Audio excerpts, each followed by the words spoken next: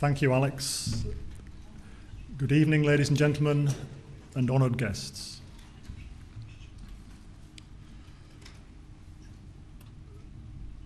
Before I begin, I would like to say a few words about a good friend and a great supporter of the Movement of Life that we sadly lost in February of this year. Piotr Stuglik was our first coordinator of the Movement of Life here in Poland, and he was actually a resident of Auschwitz. He was with us here at our annual Movement of Life meeting here last year, and we know we will miss him greatly. So in his honour, I would like to dedicate my talk tonight to him. I guess all of us today are familiar with the fact that governments are very much closely controlled by multinational corporations. These days, fewer and fewer people dispute this. What is less commonly known is the fact that this has been going on for a very, very long time now. Key events in the history of Europe, and indeed this planet, have been enormously influenced by the actions and the interests of multinational corporations. And in particular, the greatest and bloodiest war of the 20th century, the Second World War, and also events that took place here in Auschwitz, were the result of corporate sponsorship. The Second World War was not merely a war of conquest, we now know. It was an economic war being fought for the interests, in the interests of multinational corporations. And why is this important? This is important because unless we can learn the lessons of history, unless we can understand the mistakes that have been made in the past, we will not be able to build the truly democratic Europe, the better Europe that we all wish for. The story that I'll be telling you this evening is based upon documented history. 8 years ago, our foundation was able to obtain original copies of documents from the Nuremberg tribunal that took place after World War II, where the executives and managers of the IG Farben cartel were tried for their crimes. These documents had essentially lain hidden for over 60 years at the point at which we put these online. They're still online today, and I would encourage all of you to read them and to download them for yourselves in order that we can all gain a better understanding of the history that has been denied to us. These are the documents, if you like, that history has forgotten. We know from these documents that the corporate preparations for World War II started as early as 1925. In 1925, Bayer, BASF, Hoechst, and other corporations came together to form the IG Farben cartel. And their goal was simple. It was a clear economic goal: gaining control of the emerging global markets in chemicals, petrochemicals, and pharmaceuticals. Within only 8 years, IG Farben had become the world's largest chemical and pharmaceutical cartel, and just as importantly, the biggest financier of the Nazis' rise to power.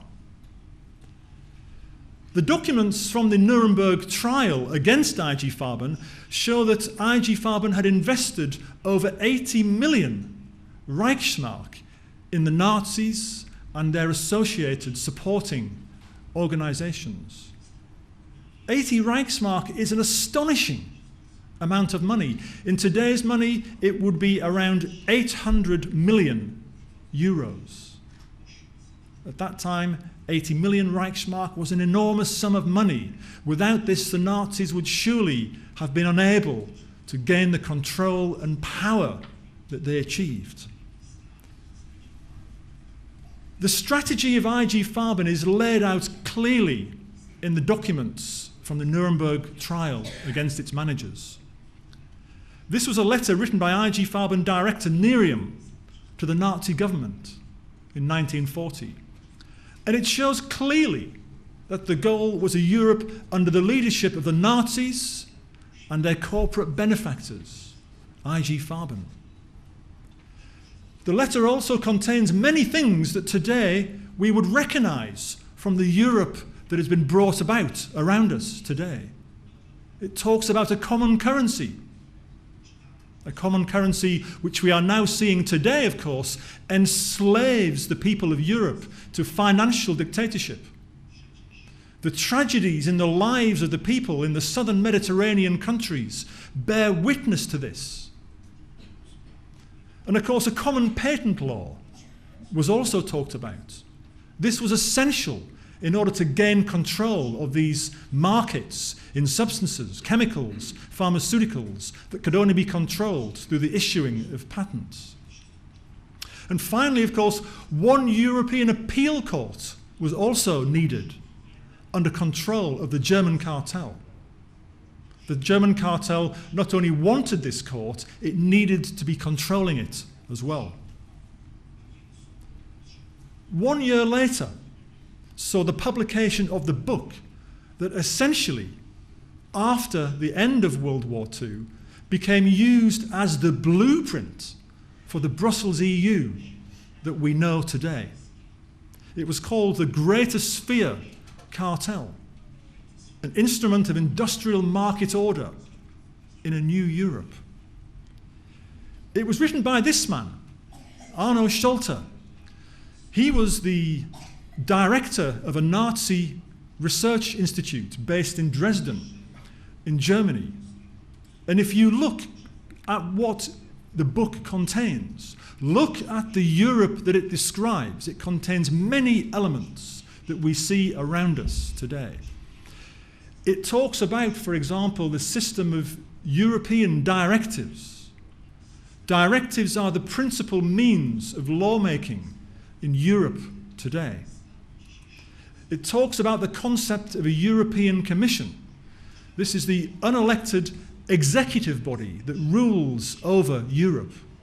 The European Commissioners are the 28 most powerful technocrats in Europe today. And finally, it talks about something it calls a master agreement. A master enabling agreement to cement the dictatorship in Europe.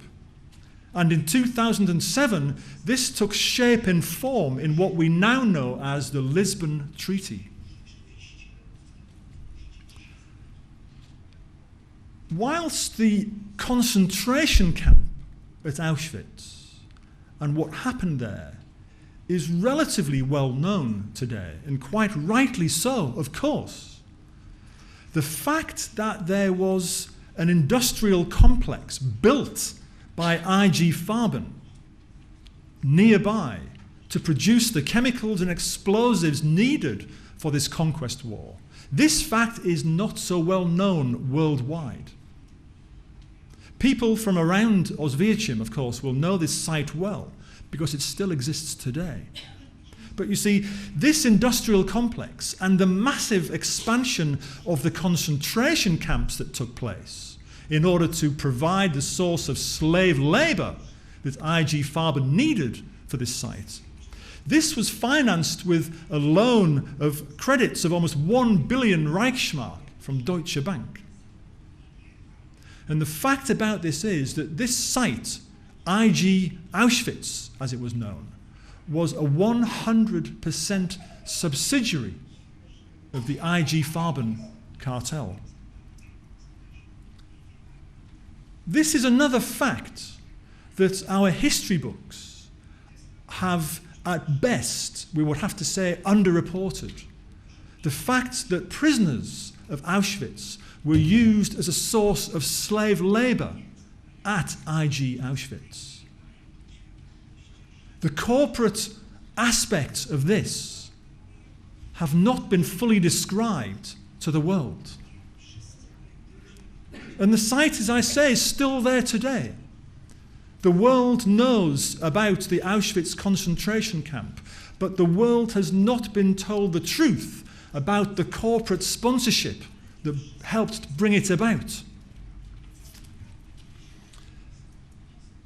Probably the most shocking aspect of the corporate sponsorship of Auschwitz comes from the fact that prisoners of Auschwitz were used as guinea pigs in deadly medical experiments. We have been told, of course, about the fact that there were experiments conducted. But essentially, what we have been led to believe was that these experiments were experiments conducted by crazy, perverted Nazis or such like. The reality is rather different. The reality is very different, in fact, because there were paid employees of Bayer, for example, such as this man, Dr. Helmut Vetter. Vetter was a paid employee and an SS doctor at Auschwitz. And he was involved in giving patented drugs, using these, forcibly using prisoners as guinea pigs at Auschwitz. Bayer benefited from this. These drugs, some of them ultimately went on to become the first generation of what we now know as chemotherapy drugs. The implications of this, the corporate implications of this, of course, are enormous. One can see straight away why we haven't been told the full truth about this. Because multinational pharmaceutical companies have since made countless billions of dollars of profits from substances that owe their roots to experiments that were forcibly conducted on prisoners at Auschwitz. We have all seen, of course, some of the horrific pictures of what took place. But the truth, the corporate implications of this have been denied to us. We have been denied the truth about how all of this came about and the corporate influences that still reign in Europe and indeed the world today. And even the Zyklon B that was used to kill millions of people in the gas chambers was supplied by an IG Farben subsidiary company, Degesh. So after the war, between 1947 and 1948, IG Farben managers were tried in the Nuremberg war crimes trials. In fact, there were 13 trials that took place in Nuremberg in all. The trial that history remembers and that most people are aware of was the first one, the trial against the so-called main war criminals, the Nazi leaders. After that, there were a series of 12 trials that took place, and of these subsequent trials, the Farben trial was the 6th one. What is most notable about this is that the chief US prosecutor at the Farben trial said specifically that without IG Farben, the Second World War would probably never have happened. You might think, after the horrendous crimes that these men were responsible for, that they would have been locked away and the key thrown away. ladies and gentlemen, this is not what happened. Take, for example, the example of Fritz Termeer. Termeer was one of the managers of IG Farben. Termeer was found guilty of war crimes and crimes against humanity. His crimes included slavery and mass murder. Crimes against humanity do not come more serious than this. And yet he was sentenced to only 7 years in prison. And he was released after serving only 2 of them. And then, in 1956, obviously fully aware that Termeer was a convicted war criminal, Bayer appointed him as chairman of its supervisory board, a post he went on to hold for 8 years.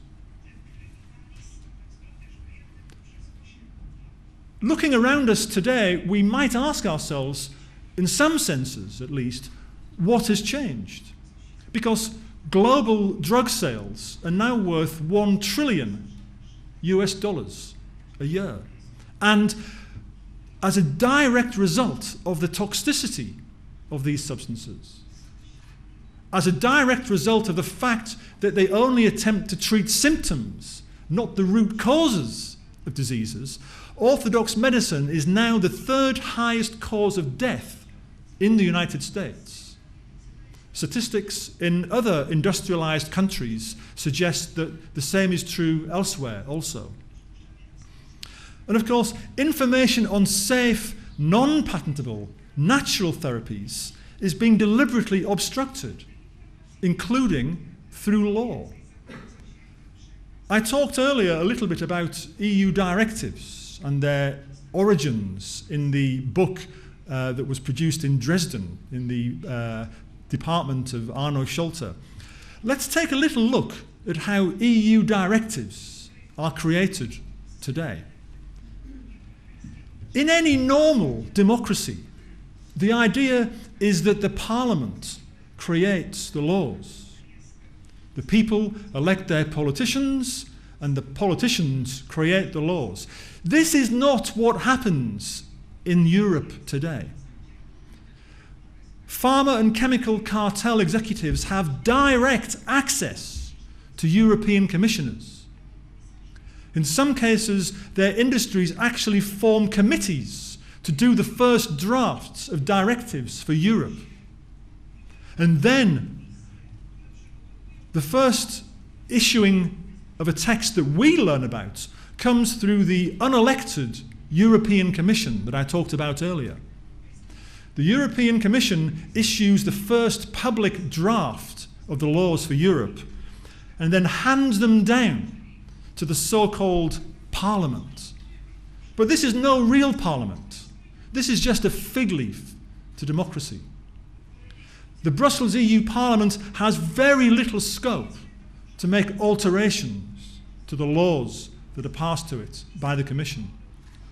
And finally, of course, when these laws are essentially rubber-stamped by the Parliament, they are handed down to our governments. The people who are not fully aware of this point to their governments and say, how come my government is not representing me?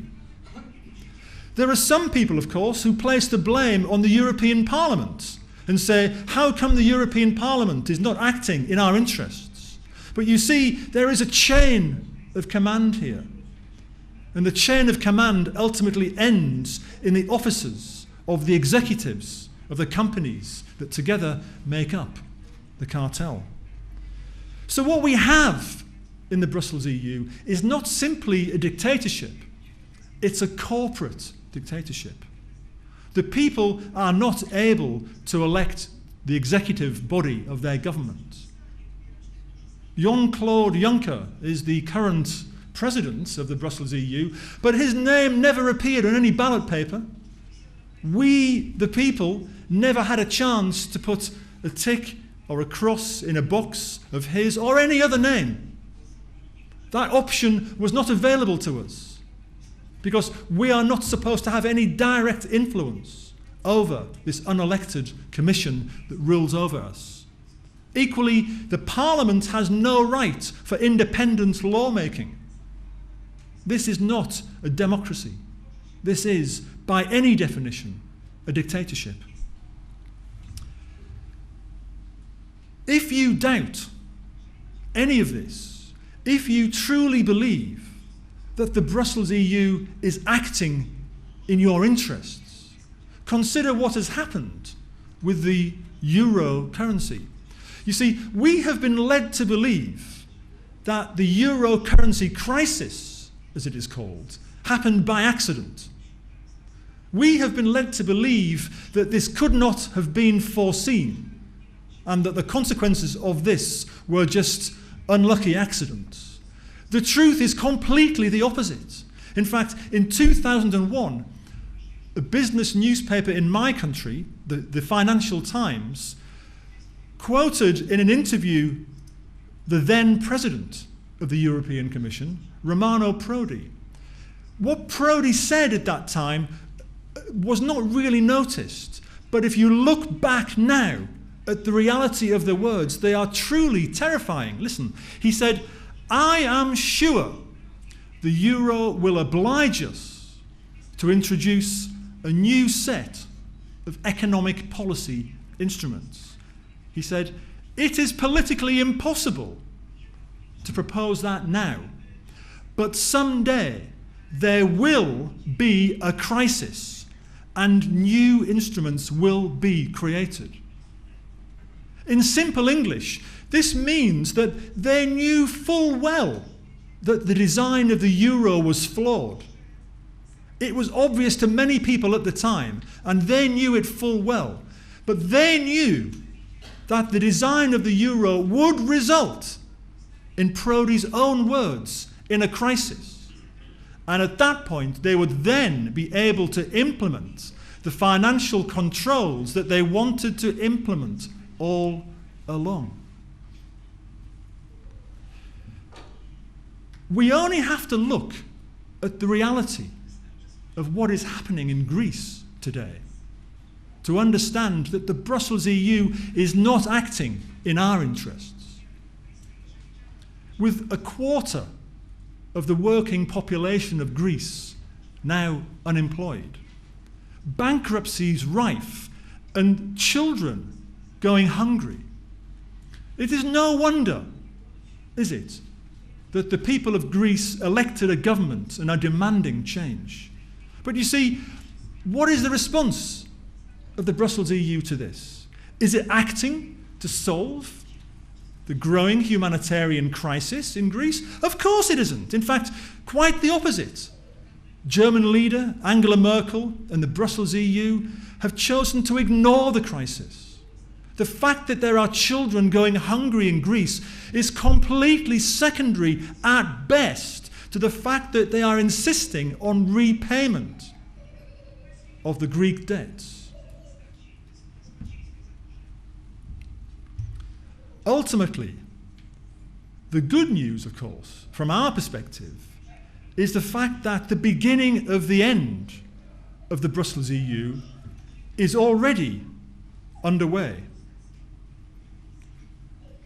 Since the first Brussels EU Parliament election in 1979, the voter turnout has fallen with every successive election. As the Brussels EU has grown, as the population has grown to become 500 million people today, the proportion of that population who see the Brussels EU as elected democratic leaders continues to fall. Clearly, we cannot continue like this. It is up to us, the people of Europe, to decide what happens next.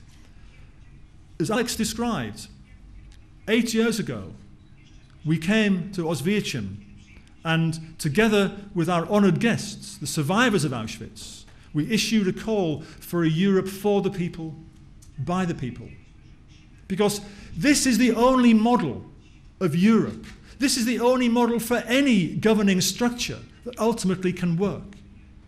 Unless a governing structure has the support of the people, it will never be truly a democracy. You can sign, as many thousands of other people have already done, you can sign this petition online. The goal being not simply to sign it, but to use it as a platform towards becoming active. We believe, my colleagues and I, the Movement of Life and our foundation, that the best place, the right place, the only place for the new Europe to begin is right here in Auschwitz. The survivors of Auschwitz and the people of Auschwitz are the guardians of history and the people who can help us lead the way towards a better Europe and a better world. You can learn more about the things I've been talking about in this book, authored by myself, Dr. Rath, Dr. Nusviki, and a survivor, August Kowalczak, who is sadly no longer with us. Together, we believe very strongly in the concept of a better Europe and a better world. We're very grateful for everything that all of you are doing coming tonight. Thank you very, very much.